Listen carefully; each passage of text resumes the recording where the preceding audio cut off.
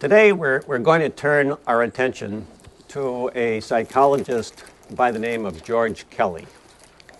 And George Kelly represents an important change in the way in which people looked at personality theory.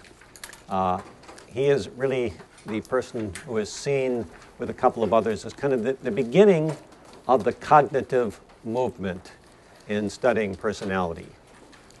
And as you know from our last class, I mean, we have kind of gone from these extremes.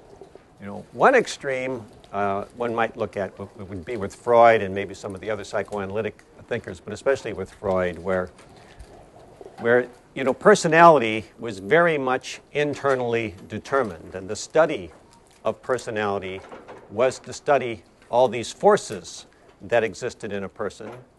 But in Freud, of course, most of those forces were unconscious. And so you only indirectly got to know what was going on in someone by studying the person's behavior, by studying their defense mechanisms, by studying their dreams, by studying their free associations. But all of those mechanisms were used to kind of infer what was going on inside a person.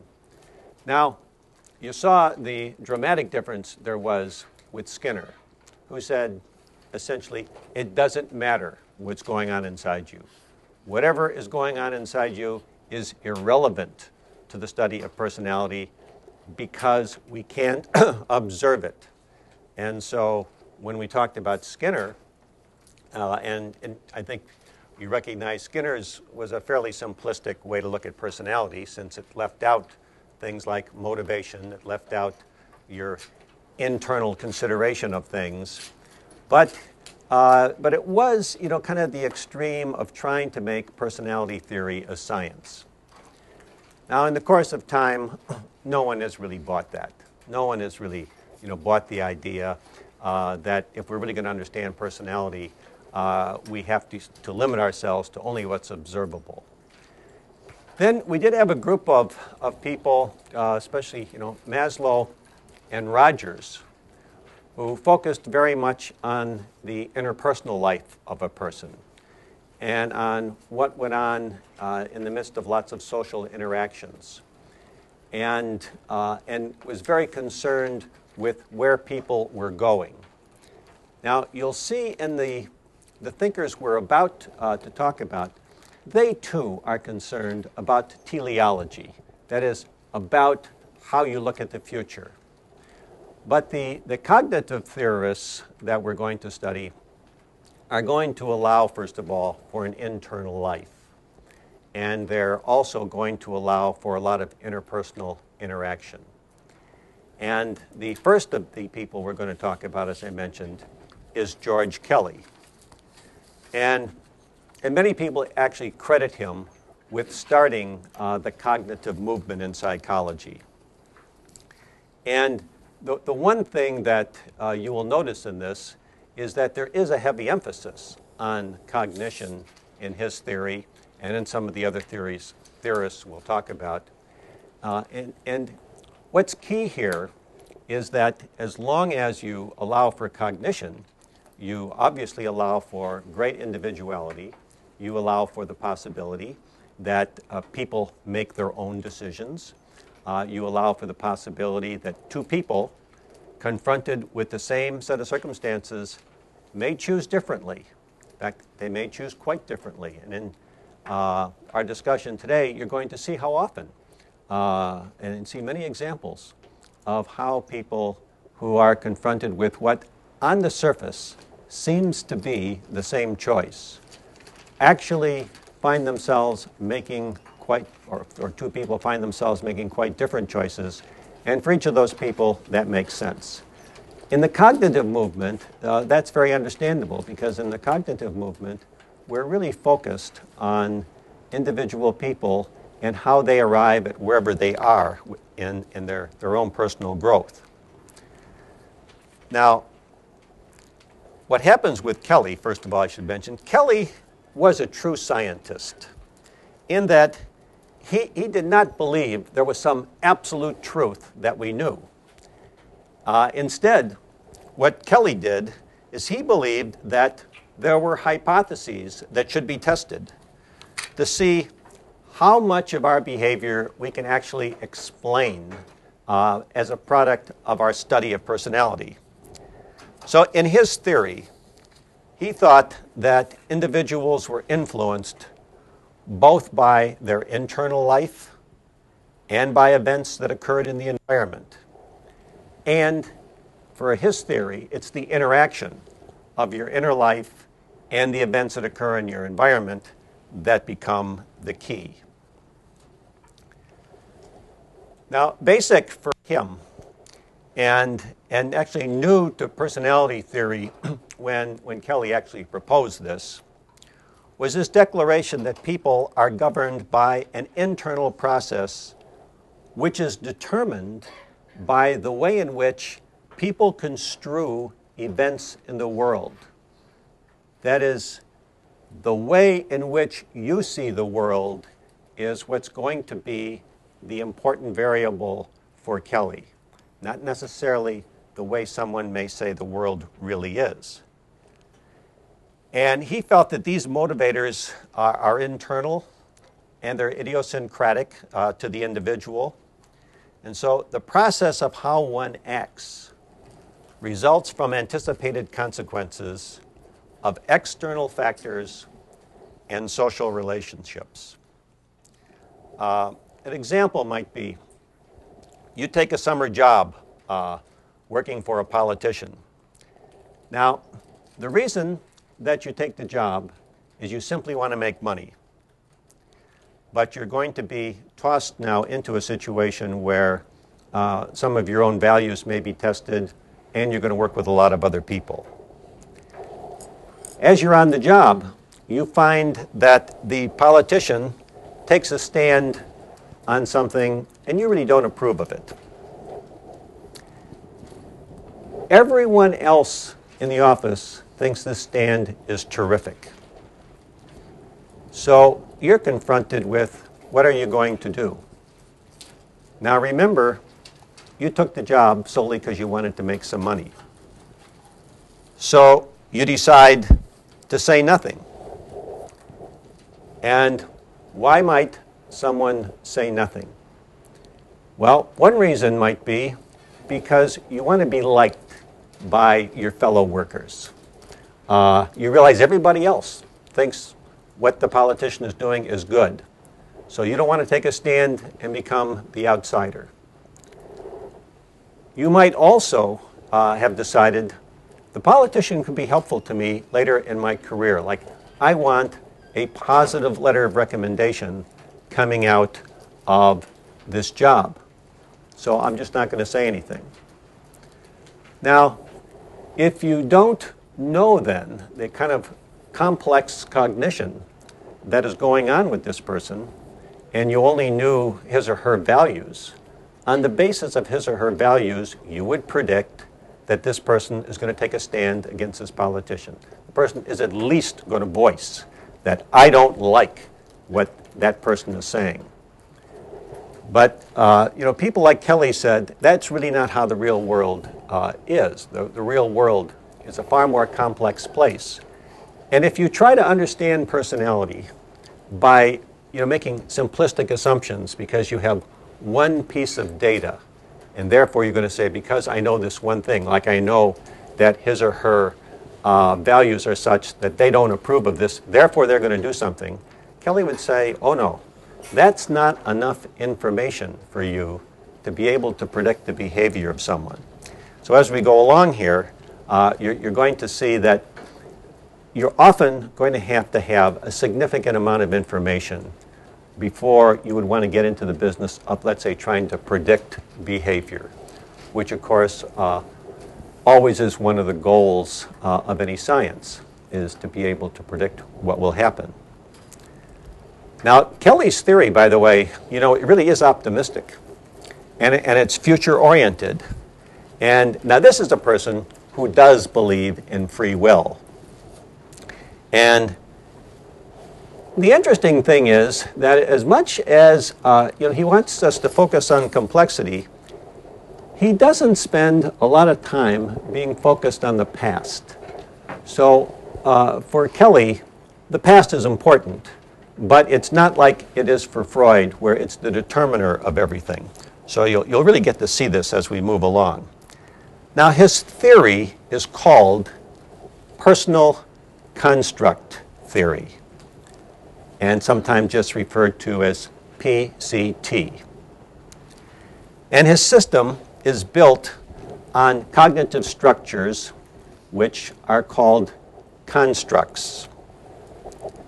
And he believed that an individual's personality consists of an organized system of constructs that may be ranked in terms of their importance.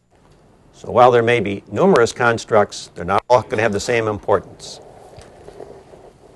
Kelly's fundamental postulate, one that he believed could not be empirically tested. So his fundamental postulate, he's saying he doesn't think you can empirically test this, was that personality develops uniquely because people are driven by the way they anticipate responses to their behavior. Thus, as I've already mentioned, it's the internal experiences of a person anticipating consequences that drives how an individual behaves and how the person develops. Now, give you an example of why you have to focus on the internal life of a person.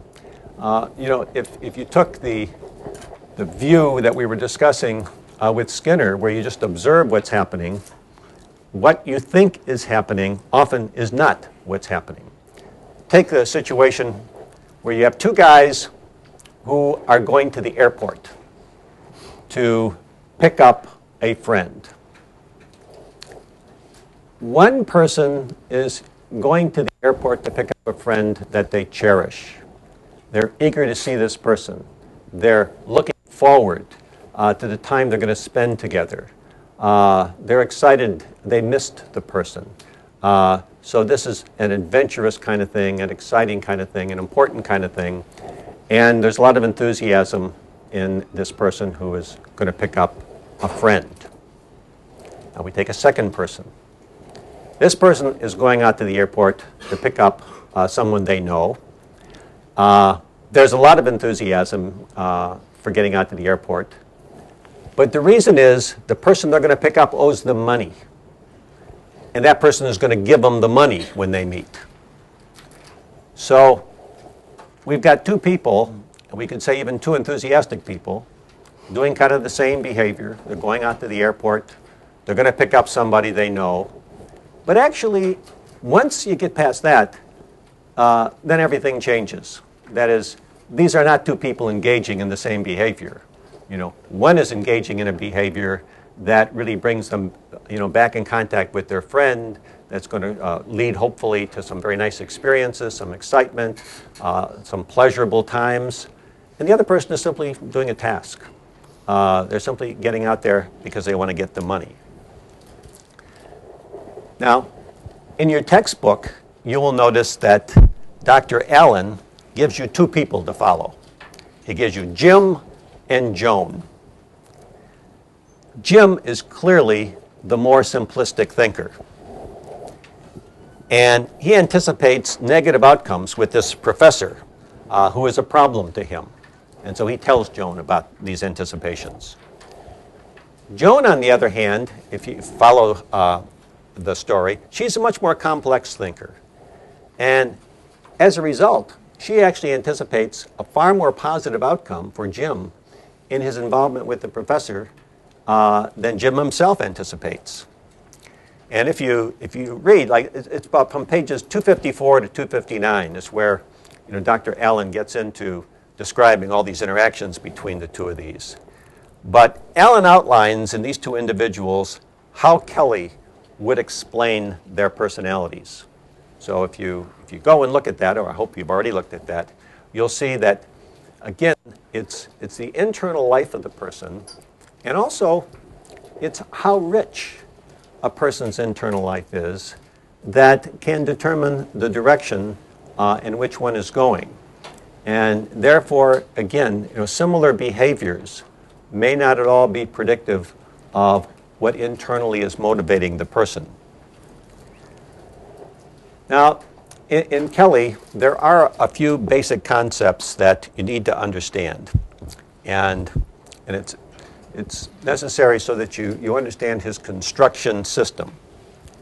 First, there are both superordinate and subordinate constructs for each person. The more important and often complex constructs are at the top of what would be a hierarchy for him. And the less defining constructs are at the bottom of the individual's hierarchy. And remember now, the hierarchy can change from person to person. He's not saying there's an absolute hierarchy. It depends on what is important to an individual person, what will be at the top of this construct hierarchy. And also, Kelly seemed somewhat to be influenced by Jung, or certainly he had some similarities to Jung, in that he thought people looked at life in terms of opposites. Thus, he posited an emergent pole and an implicit pole to describe people. And what he believed was that people actually see life in terms of an emergent pole. An example might be good, bad. Good is the emergent pole. Bad becomes the implicit pole. And Kelly's view was that the emergent pole dominates, but there is always an implicit pole that has some meaning to the individual. Thus, in, let's say, trust, distrust, you might have a person who is very trusting. But to understand the individual, you have to realize that somewhere in that individual is an understanding there is a possibility of distrusting. And that may happen although a person has had very little experience with distrusting people. And if they've had very little experience, probably means that they're not too reflective. So our stereotype, I suppose, would be a Pollyanna kind of person that only sees everybody as good, that trusts all the time, is in many ways frightened to look at the implicit pole, which would say, not everybody is always good. You do have to make some judgments about what is going on. Now next, Kelly believed in a range of convenience and a range of focus. Range of convenience focused on the extent and breadth of the event category to which a construct applies. Now, Allen uses the example of trust-distrust and points out that the range of convenience for this concept is limited to events that involve people. So, and if you think about it, I mean, trust-distrust is likely to be an interpersonal issue. Then, at the same time, Kelly notes that range of focus is even more limited in that it applies mostly to people with whom you have a close relationship. So you're going to narrow things when you're talking about the range of focus. Let's say if you're talking about trust, distrust, that's probably not going to be very important unless you're talking about family or friends. In other words, people that you have many interactions with. It might broaden out to the person you work for, but it's not important in a really broad sense. Now, several concepts flow from these basic premises in Kelly. Sure. Can you go back to the previous slide? Previous slide. Okay. Sure. Good. Now, Kelly used the word impermeable to refer to constructs that were unlikely to change. And then he used the word commonality to designate concepts that might be shared by two or more people. So you just want to be aware of these when you're reading his theory, because they have very specific meanings. Explain commonalities. Commonality is a concept that would apply to at least two people. Yes. And in fact, in Kelly's theory, actually, it would be shared by at least two people. Now, individuality has an interesting definition for Kelly. He noted that people place different values on internal experiences. And they order these values in different ways, and they anticipate different external consequences for their behavior. So you notice, he is saying, your internal life is so important. It's how you view the world that's going to make a difference. That if you don't know the individual, you really will not be able to predict what this person is going to do. So he says a very important thing for him is that every individual is unique. In addition, the internal values and experiences we're talking about can be judged by a person's experience. So he is allowing for history. Earlier I said history wasn't terribly important to him. History wasn't defining for him, but it did have a role. So Kelly believed that people did develop, and that they were not simply a product of their past. And he wanted, to get across, a lot of his examples, were such to help people to understand that what you observe can never be the whole picture. For example, suppose you get two people who are going to a concert. One person is expecting a terrific concert. They go to it. It's a mediocre concert from their perspective. They go away very disappointed. Because their sense of anticipation about what they wanted, of course, wasn't realized.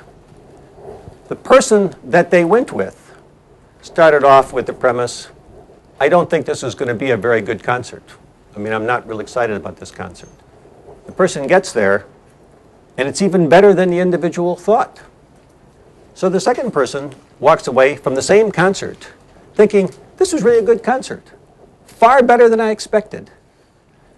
So the objectivity of whether or not in some evaluative way the concert was good or not, it really becomes irrelevant to the experiences of our two people.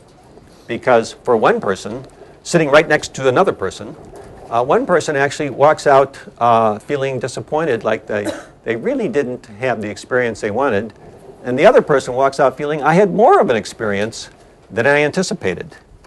And Kelly, wanted us to realize it's that individuality that you have to appreciate, or you're never really going to understand people's personalities.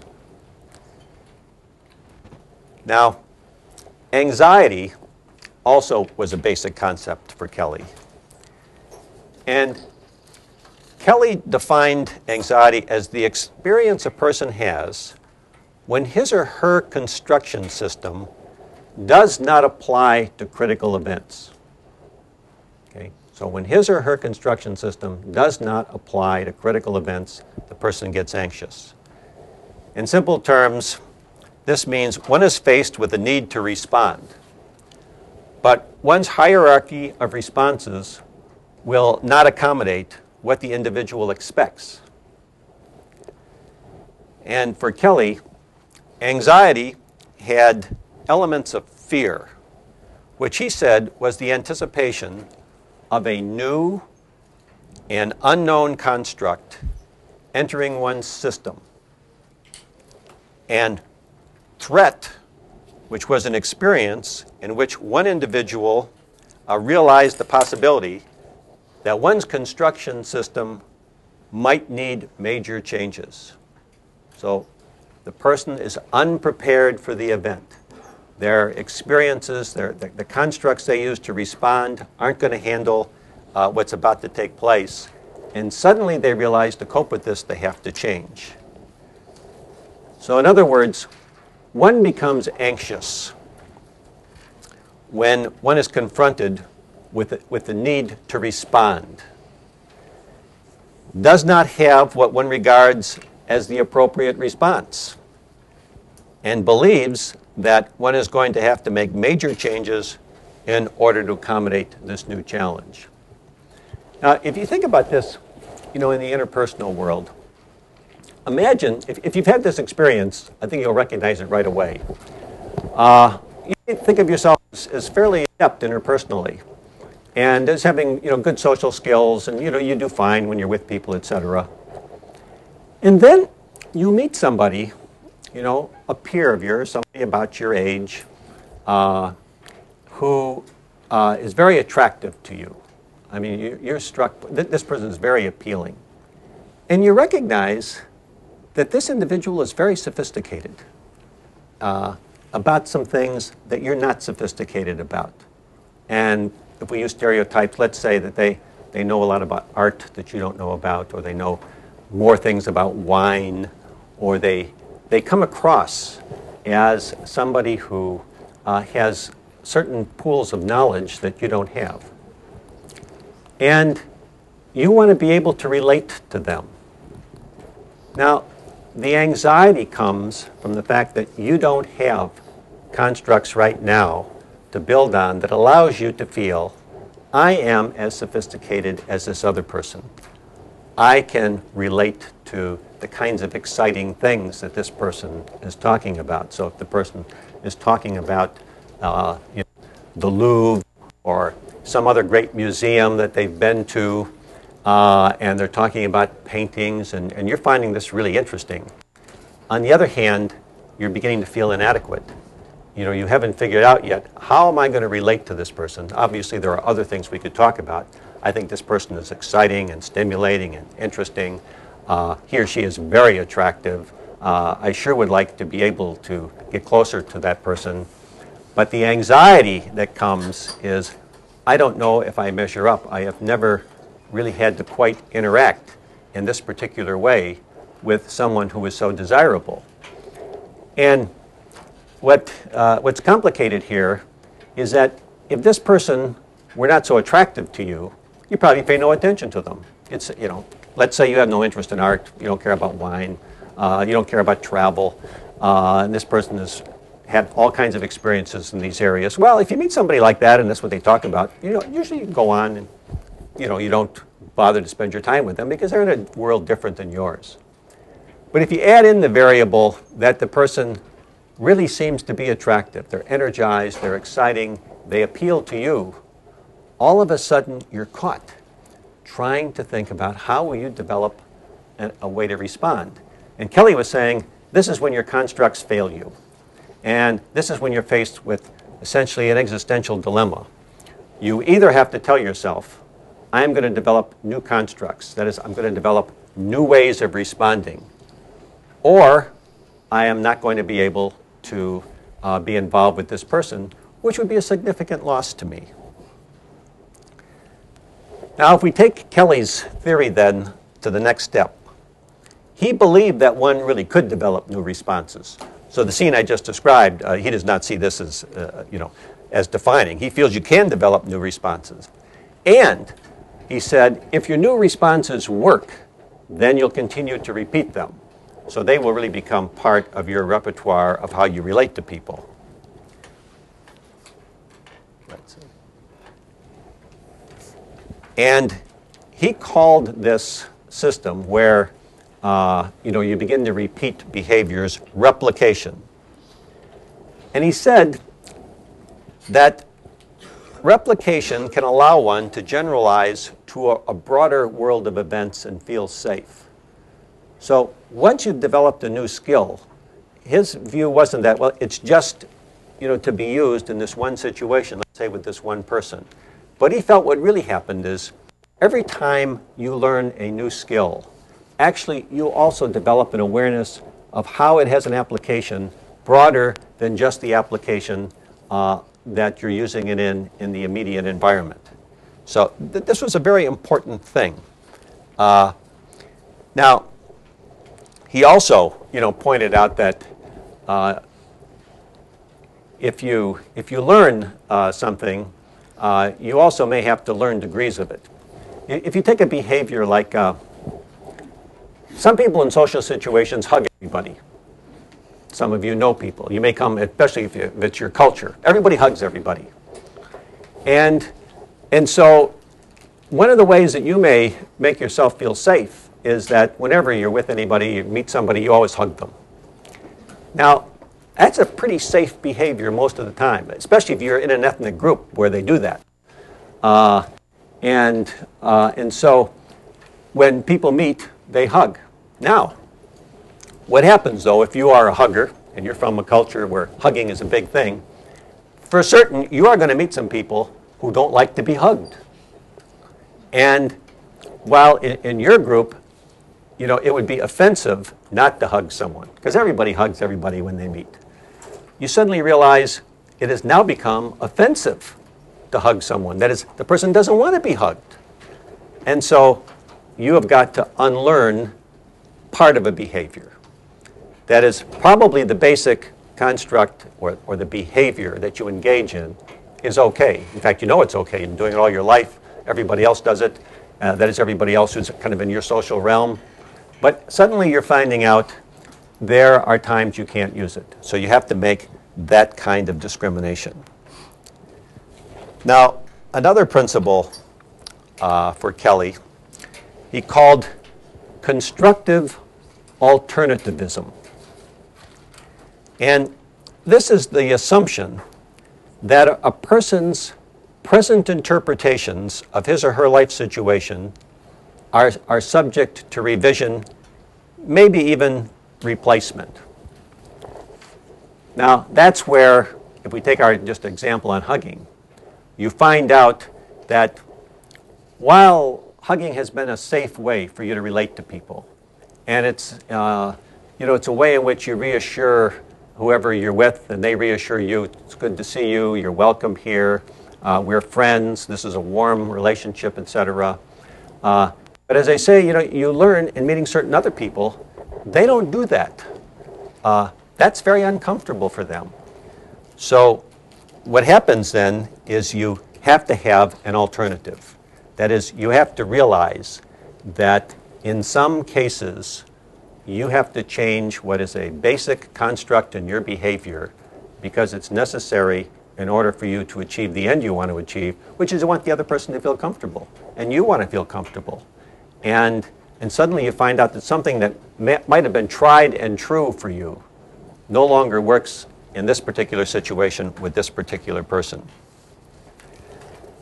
Now, in Kelly's system, by the way, it's important to realize he actually was focused on trying to predict the future, since that is one of the goals of any scientist, of course, is to be able to make some predictions. And constructs were valuable in that they gave people a genuinely internal set of principles. And if you know the internal set of principles of someone, certainly a person can predict their own future. That is, they can predict how they will behave in certain situations.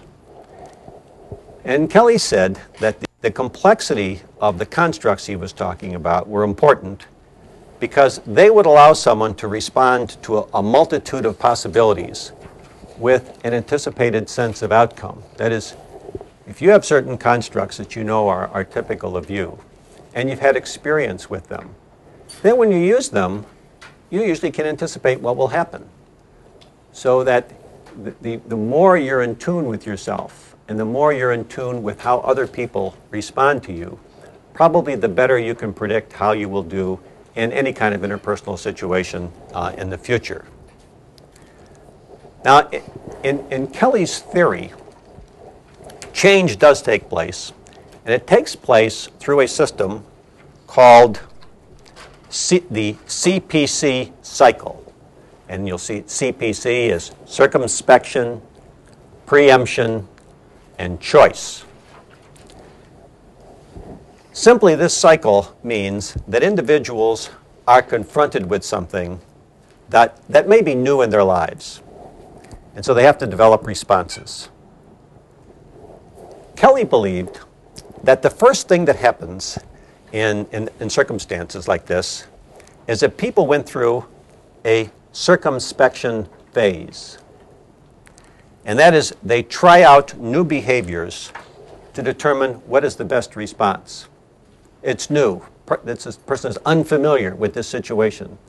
So Kelly would say the healthy person may try out a number of responses to see what works.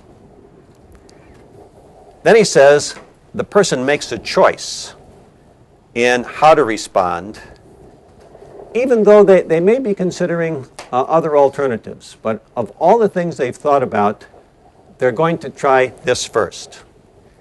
And Kelly called this the preemption phase.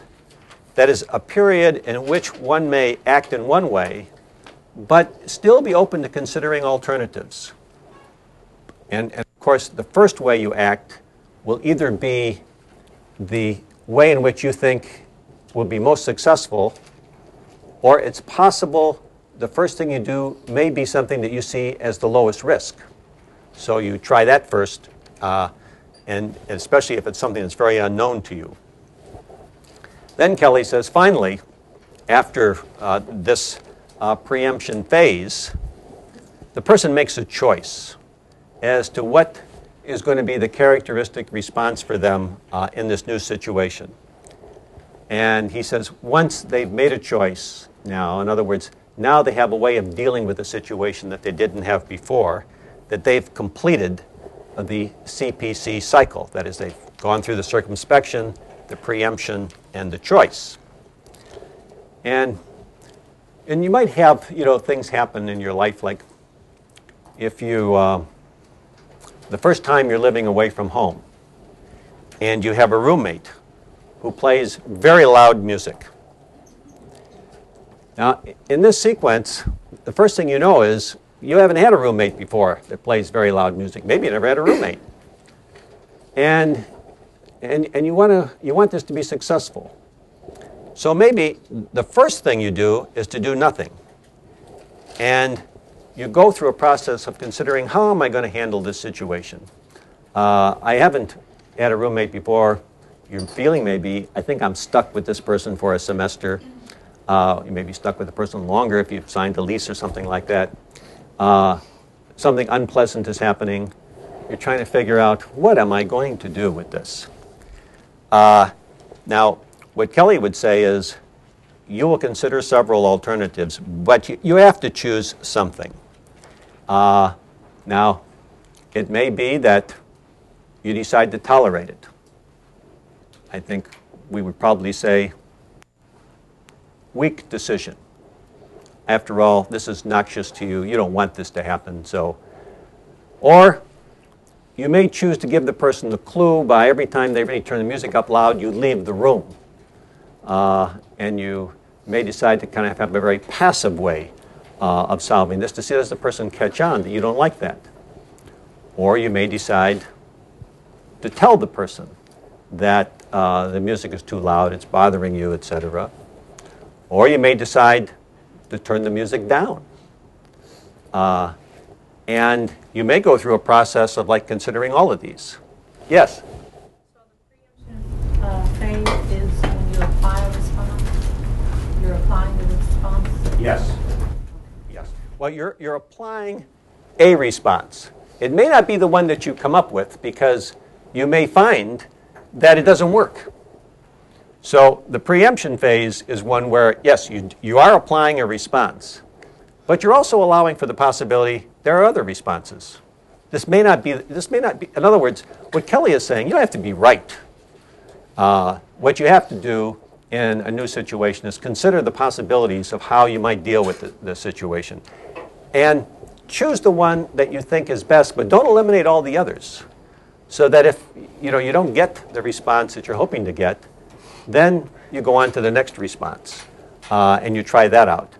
And you only get the choice when you're at the point where you've tried one, or maybe you've tried several responses, and now it dawns on you, the best way to deal with this roommate is this way. So the best way to deal with the roommate may be to say, I really don't like the music this loud.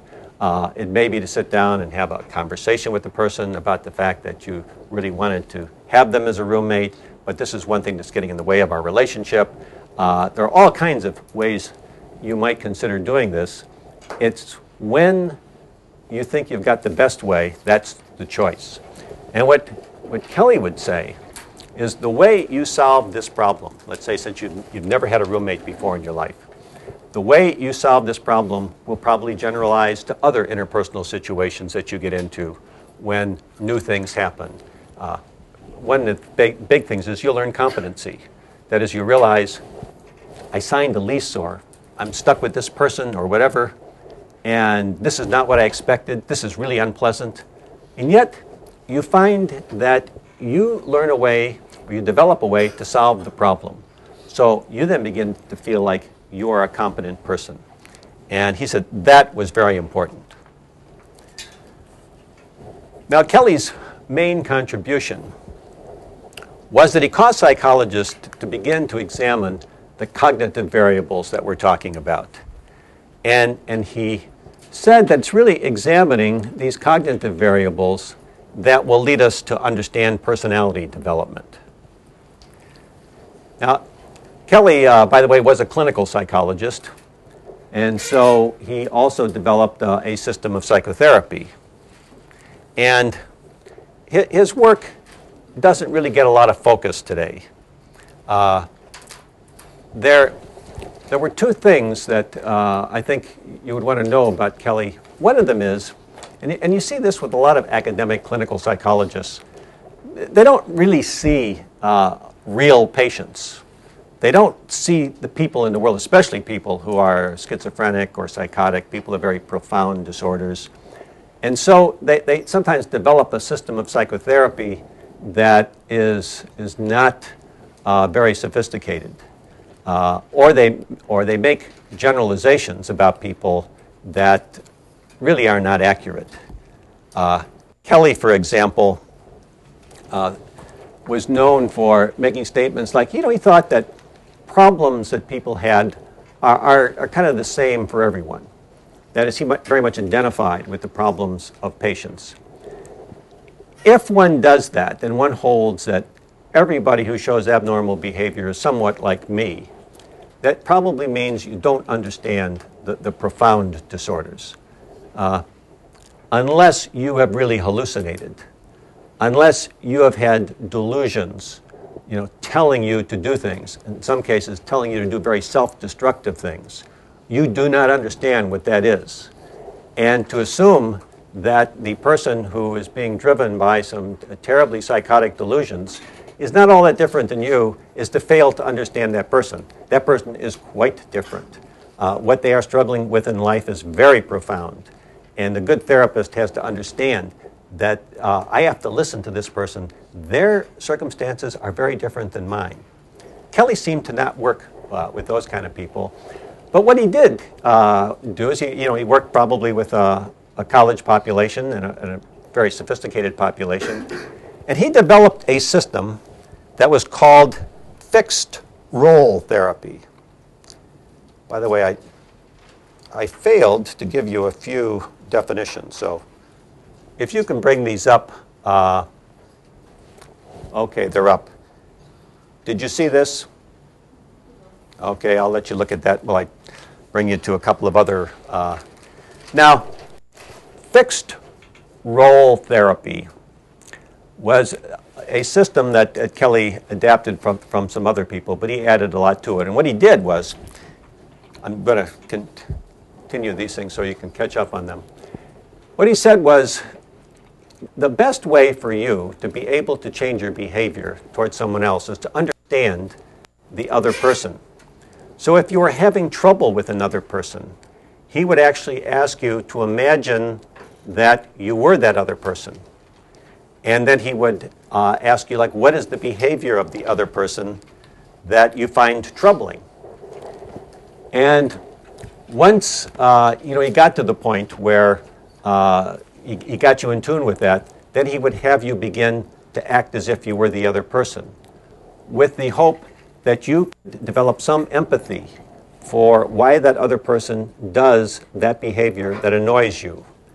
And in developing the empathy for the other person, then you might be able to figure out some way you could then talk to that other person in a way that would be constructive, in a way that would be supportive, and get that person to change their behavior. And this fixed role therapy actually helped a lot. And what has happened since then, there are any number of people who have developed this kind of therapy where people try to get patients to understand themselves by trying to understand other people and having an empathy for others. Okay, we will stop then on George Kelly, and after the break we'll move on to another theorist.